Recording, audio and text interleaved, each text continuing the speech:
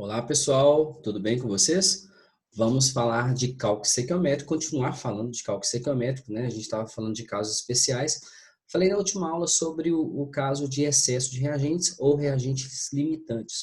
Hoje a gente vai falar de dois casos extremamente importantes, principalmente para a indústria química, que é o caso de grau de pureza e o caso de rendimento de uma reação. É importante esses casos porque são casos bem realistas, né? Porque quando a gente fala de grau de pureza, nem toda substância é pura, certo? E quando a gente vai trabalhar, por exemplo, num reagente, a gente pega a amostra e uma quantidade daquela amostra vai reagir para formar o produto e outra parte é impureza que não vai reagir. Quando a gente fala de rendimento, nem sempre uma reação é 100% de rendimento. Né? Quando a gente vai fazer uma reação química, por exemplo, a gente tem muitas perdas. Então, essa reação acaba tendo 80%, 40%, enfim. Vamos começar a falar sobre esse cálculo. O primeiro aí é sobre esses problemas. O primeiro aí fala de pureza dos reagentes, ou também chamado grau de pureza. Vamos entender melhor o que é isso. A gente tem um exemplo aí, né? A gente tem uma barra de cobre e ela está toda pura, 100% pura. Tá? Aqui ao lado direito, aqui, que eu estou mostrando com a seta, a gente tem outra barra de cobre, porém ela não é 100% pura. Ela tem umas bolinhas aí que são as impurezas. Se eu pôr essa barra de cobre aqui para reagir, gente, não vai reagir o 100% dessa barra. Só vai reagir o cobre, tá? As impurezas não reagem na reação. Então, na hora que a gente vai fazer um cálculo, tá? Que envolve pureza, a gente vai ter que tirar essas impurezas e trabalhar somente com as purezas, correto? Então, vamos lá para o primeiro caso de grau de pureza ou reagentes impuros. Bom, sabemos que uma amostra de cobre com 98% de pureza reage com O2 para formar óxido de cobre. Determine a massa de óxido de cobre obtida a partir de 13 gramas da amostra de cobre. Gente, quando a gente lê esse problema, ele fala lá no início que tem 98% de cobre, tá? Nessa amostra aqui de cobre. Ou seja, esses 13 gramas não é todo feito de cobre. 98% desses 13 gramas que é de cobre puro. E é esses 98% desses 13 gramas que vai reagir na reação. Tá? Os outros 2% não reagem. Então, você vai ter que tirar ele antes de fazer o cálculo. Mas observem, antes da gente fazer esse cálculo, observe que a gente tem aqui a reação química, onde 2 mol de cobre reage com 1 mol de oxigênio para formar 2 mol de óxido de cobre. Eu já coloquei de azul as substâncias que vão fazer parte da regra de 3, correto? Por que eu coloquei essas duas aí de azul para fazer parte da regra de 3? Porque deu o valor para o cobre, tá? E está perguntando a massa do óxido de cobre. Então, são as duas substâncias que eu tenho que fazer a relação. Mas antes de eu fazer essa regra de 3, gente, eu tenho que descobrir qual que é a massa exata de cobre que vai reagir. Porque o problema falou que tem 13 gramas da amostra de cobre, não significa que eu tenho 13 gramas de cobre puro. Então, como é que a gente faz para achar qual que é a massa, quantos gramas que eu tenho de cobre realmente que vai reagir? Esses 13 gramas da amostra, pessoal, ele é o 100%, certo? Ele equivale à amostra toda. É aquele exemplo que eu passei para vocês anteriormente daquele cobre com aquelas bolinhas, tá? Então, esses 13 gramas vai ser 100%. Como o rendimento, como o grau de pureza dessa reação é de 98%, coloquei porcentagem embaixo de porcentagem, eu vou ter X gramas. Multiplicando cruzado, eu vou achar exatamente 12,7 gramas de cobre puros. Então, na verdade, o que vai reagir vão ser esses 12,7 gramas. Gleice, e os 0,3 gramas? Os 0,3 gramas são os impuros, eles não aparecem na reação, então eles não devem ser creditados aí para fazer o cálculo, certo? Agora sim a gente pode fazer a nossa regra de 3 como a gente está acostumado. Qual a relação que existe entre o cobre e o óxido de cobre? 2 mol está para 2 mol. Só, gente, para minimizar esses cálculos, eu não vou usar 2 mol está para 2 mol. 2 para 2 é a mesma coisa de 1 para 1. Então, vou falar que 1 mol de... Posso fazer isso com esse? Posso, mas você pode usar o 2 para 2 também. 1 mol de cobre está para 1 mol de óxido de cobre. Tá? Ou se você quiser colocar 2 mol, está para 2 mol, pode. Só que você vai fazer um pouquinho mais de conta. Tá? Bom, não vou usar os 13 gramas de cobre, como eu havia falado, vou usar os 12,7, que é o que realmente reage.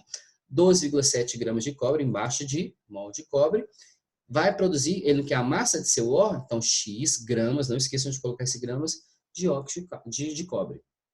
Não posso multiplicar essa regra de 3 cruzada, porque eu tenho aqui grama de base de mol e gramas de base-mol. Você já sabe que eu tenho que transformar esse mol de cobre em grama e esse mol de óxido de cobre em grama. Então, eu não vou poder multiplicar cruzado. Para isso, eu vou precisar da massa molar, certo? Mas eu já coloquei ela aqui, já fiz ela aqui para vocês. A massa molar do cobre é exatamente 63,5 gramas. Então, um mol tem 63,5. Então, só substituir aqui 1 mol por 63,5. E um mol de óxido de cobre, também já calculei a massa molar aqui para vocês, 79,5 gramas. Repito a segunda linha da regra de 3, 12,7 gramas de cobre vai produzir X gramas de óxido de cobre. Agora sim eu posso multiplicar cruzado, multiplicando cruzado essa continha e eu vou encontrar 15,9 gramas de óxido de cobre. Ou seja, gente, 12,7 gramas de cobre puro vai produzir exatamente 15,9 gramas de óxido de cobre. Se você usasse 13 gramas, obviamente você ia achar um valor maior de óxido de cobre, que seria uma mentira, que estaria errado. Por quê? Porque 13 gramas, esse 0,3 gramas, ele não vai produzir nada, porque ele é impuro. E como é que ele vai produzir óxido de cobre, certo? Então, a gente tem que estar atento. Esses problemas que envolvem grau de pureza, gente, a gente sempre tem que tirar a pureza antes para a gente fazer a reação, correto?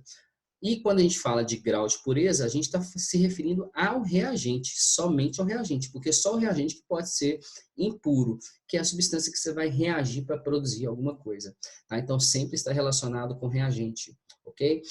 Eu não coloquei exercício sobre esse assunto aqui na videoaula, mas tem uma lista de exercício de casos especiais lá na plataforma Plural. Ela já tem as respostas, já tem também como que faz, né, a resolução. Depois vocês pegam lá para vocês treinarem esses exercícios de casos especiais. Vamos para o próximo caso, que fala de rendimento das reações. É um caso extremamente importante, como eu havia dito lá no início.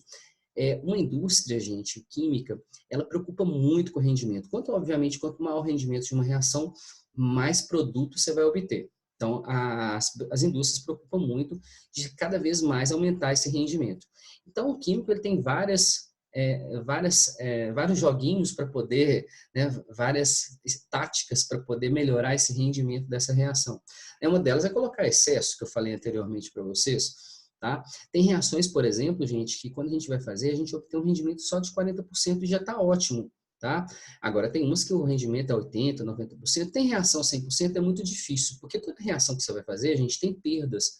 Né? Fica um pouquinho lá no papel de filtro, ou essa substância lá do reagente, ela evapora muito, porque ela é muito volátil. Enfim, a gente tem que estar preparado para essa realidade, porque a maioria das reações que ocorrem, elas não são 100%. E os casos que não são especiais que a gente estava fazendo de estequiometria, a gente fez como se todas as reações fossem 100%. Vamos lá, então, ver esse exemplo aí. Esse primeiro exemplo. Tem dois exemplos aqui. Ele dá o rendimento e no outro exemplo, ele vai pedir esse rendimento da reação. Vamos lá, usei a mesma reação para ficar mais fácil, tá? Determine a quantidade de matéria. Olha, gente, determine a quantidade de matéria. Ele quer saber o número de mol, certo? Muita gente confunde isso aí. De óxido de cobre, tá? É o CuO, formado a partir de 5 mols de cobre metálico, sabendo que o rendimento foi de 80%. Então, ele deu um valor para o cobre, coloquei de azul aqui, marquei para vocês, e está perguntando o número de mol, a quantidade de matéria do óxido de cobre. Sendo que essa reação não foi de 100%, foi de 80%. Rendimento, diferentemente de grau de pureza, pessoal, a gente só vai preocupar só lá no finalzinho. Tá? Então, a gente vai resolver a regra de 3 normal, porque rendimento refere-se ao produto que é produzido e não ao reagente. Então, a gente vai fazer a regra de 3 conforme vocês estão acostumados, para depois a gente pensar nesse rendimento. Então, vamos lá. Qual a relação que existe entre o cobre e o óxido de cobre? 2 para 2, mas como eu havia dito para vocês que 2 para 2 é a mesma coisa de 1 para 1, eu vou colocar aqui um mol de cobre, né, produz um mol de óxido de cobre, conforme vocês estão vendo aí na tela, certo? Bom, 1 mol está para 1 mol. 2 para 2, mesma coisa de 1 para 1. Bom, 5 mols de cobre, coloco 5 mols de cobre embaixo de mols de cobre. Vai produzir, o que ele quer saber? Quantidade de matéria. X mol. Gente, tem que colocar um mol, porque se você não colocar um mol, como é que você vai saber que tem que transformar ou não, tá? Então, vai produzir X mol de óxido de cobre. Muito simples, porque tem mol de base de mol. Tem cobre de base de cobre, tem mol de base de mol e óxido de cobre embaixo de óxido de cobre. Eu não preciso de fazer nenhuma transformação, tá? Só multiplicar cruzado, ou nem precisa disso. Se 1 mol produz 1 mol, 5 mol, obviamente, vai produzir 5 mol de cobre. Então, se a reação for 100%, tá? É o problema que a gente fez lá no primeiro caso de estequiometria, foi um tipo desse aí. A gente calculou a quantidade de matéria de CO se a reação foi 100%. Então, esse 5 mol que eu achei, ele é o 100% da reação. Mas está falando que a reação não foi de 100%, ela foi de 80%. Então, eu vou colocar esses 80% embaixo do 100% para achar a quantidade de mol de CO que realmente é produzida. Então, multiplicando cruzado aí, ó, 5 vezes 80 dividido por 100, eu vou encontrar exatamente 4 mol de cobre, dióxido de cobre, desculpa. Então, recapitulando, eu sei que 5 mol de cobre, faço de cabeça, ó, 5 mol de cobre vai produzir 5 mol de óxido de cobre. Por quê? Porque a reação é 1 para 1. Então, se 1 produz 1, 2 produz 2, 3 produz 3, 4 produz 4, e 5 vai produzir 5. Mas se a reação for 100%. Porém, a reação, ele falou lá no enunciado que é de 80%, então 5 mol de cobre vai produzir apenas 4. Aí você me pergunta, Gleicinho, aquele 1 mol, tá? O mol de óxido de cobre, para onde que ele foi? Na verdade, gente, nem produziu.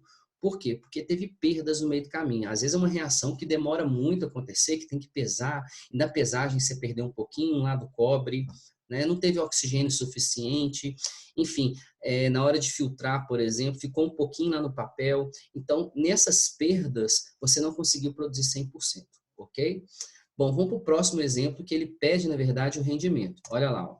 A gente tem a mesma reação, tá? Eu estou colocando a mesma reação para a gente ser mais rápido e vocês entenderem melhor, para a gente não ficar aqui fazendo muita conta. Mas não esqueçam depois de fazer o exercício lá na plataforma. Bom, a partir de 12 gramas de cobre, então deu um valor para o cobre, por isso que eu coloquei ele de azul aqui, foram obtidos 9,6 gramas de óxido de cobre. Então, ele deu um valor para o óxido de cobre. Determina o rendimento da reação. Gente, é um problema extremamente interessante. Por quê? Porque ele deu um valor para o cobre e deu um valor para o óxido de cobre. Ué, mas ele não perguntou nada sobre as duas substâncias, mas ele está perguntando o rendimento. Então, olha o que você vai fazer. Presta muita atenção que esses problemas eles são mais típicos aí desse caso de rendimento. Bom, a relação primeira linha, sempre você vai pegar da relação entre os dois, que é 1 para 1. Então, eu coloquei lá que o mol de cobre está para o mol de óxido de cobre. Na hora de você montar a segunda linha da regra de 3, toma cuidado. Rendimento não refere-se a produto, então ele está se referindo ao óxido de cobre, tá? Então, ele que vai ser meu X da questão. Eu vou calcular um rendimento se a reação fosse 100%. Eu, como disse para você no problema anterior, vou preocupar só com rendimento só no final do problema, certo? Então, eu vou fazer normal. Então, quando eu tiver 12 gramas de cobre, eu vou ter quantos gramas de óxido de cobre? Wesley, você já deu aqui que é 9,6. Não, será que é 9,6? Se eu achar que realmente é 9,6, então a reação é 100%, não teve perda nenhuma. Então a gente tem que verificar se realmente foi esses 9,6. Você vai ver que não é, porque é um caso de rendimento aí. Então, será que 12 gramas de cobre produz esses 9,6? Vamos ver? Então, ó, se o mol de cobre está para o mol de óxido de cobre, 12 gramas de cobre vai produzir X gramas de CO.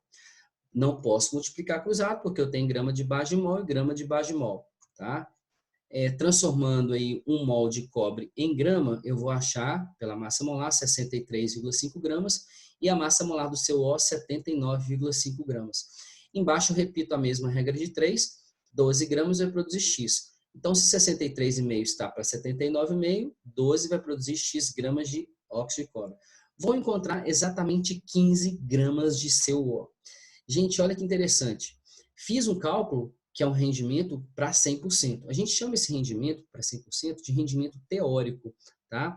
É o que a gente estava fazendo, inclusive, daqueles problemas lá normais, sem ser casos especiais. Então, o que eu estou querendo dizer? Que 12 gramas produz 15 gramas de CO pela relação estequiométrica. Mas isso se não houver perdas nenhuma, se a reação foi 100%. Acontece que lá no problema, falou que esses 12 gramas não produziram 15 gramas, produziram somente 9,6. Então, ele quer saber qual foi o rendimento. É muito simples, agora sim a gente vai preocupar com o cálculo de rendimento. Esses 15 gramas seria o rendimento se fosse 100%. Então, coloquei 15 gramas de CO, 100%. Como ele não produziu 15 gramas, ele produziu só 9,6, 9,6 vai ser X%. Na hora que você multiplica 9,6 vezes 100 e divide por 15, você vai encontrar exatamente 64% de óxido de cobre. Esse sim é o rendimento prático, é o rendimento da reação. Então, os 12 gramas, se ele produzisse 15, seria 100%. Como ele produziu 9,6, você teve um rendimento de 64%. Gente, então é isso, tá? Foram dois casos extremamente importantes. A gente termina os casos especiais, tá? Façam a lista de exercício e até a próxima aula lá. Fiquem com Deus.